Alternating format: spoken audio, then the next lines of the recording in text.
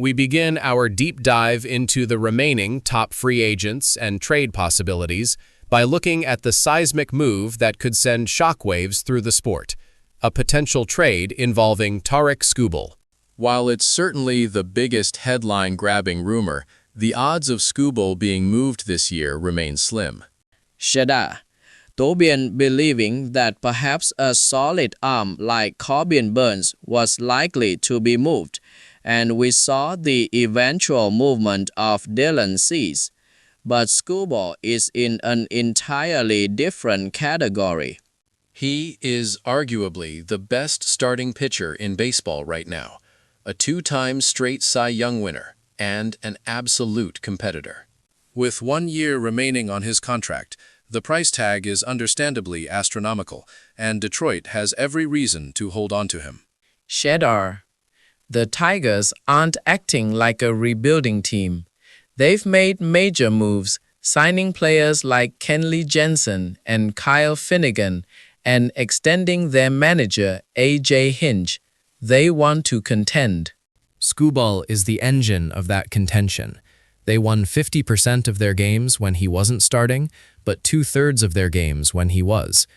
To acquire him would require a king's ransom. Shedar, two of their top prospects, Jet Williams and Brandon Sproat. For Skubal, teams like the Mets and the Yankees never even got close to the asking price. Shada, the Tigers wanted far, far more than anyone was willing to offer. While it's curious that they haven't officially announced that he's off the market, the chances of him relocating remain a long shot. Moving to the free agent market, the biggest name still awaiting a deal is Framber Valdez. This is one of the best pitchers in baseball, and it is stunning that he remains unsigned this late in the calendar. The comparable players being used for Valdez, guys like Cease, Burns, and Max Fried, all commanded contracts in the neighborhood of $200 million. While Valdez is perhaps a year older than those players were when they hit free agency, his performance metrics are elite. He boasts a higher WAR than all of them in their platform year and 2 years out. He has tied Fried for the most wins this decade and sits second only to Zach Wheeler in quality starts. Furthermore, his 97th percentile ranking in ground ball percentage is a testament to his consistency and ability to limit hard contact. It is absolutely assured he will have a job and be in uniform on opening day. The question is simply where. The Baltimore Orioles continue to be the team that makes the most sense. Shedar, Podit have had a terrific offseason, but are looking for one more reliable starting arm. I believe they will land one more starter, whether it is Valdez or one of the two other major names still on the board. Let's look at that next tier, starting with Zach Gallen.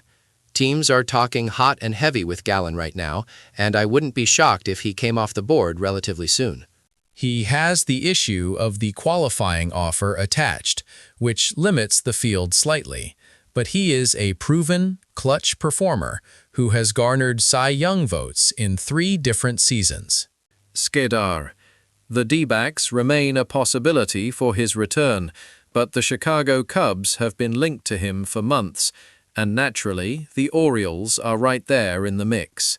While the Angels and Padres have checked in, the serious action will likely come from those 3 major players, the D-backs, the Cubs, and the Orioles. That brings us to Lucas Giolito. Giolito had a genuinely good season last year, especially in the second half for Boston. He was good enough that some thought he might even receive a qualifying offer. The Detroit Tigers have been reported to be interested, as have the Orioles, who appear to be in on every high-quality starting pitcher available.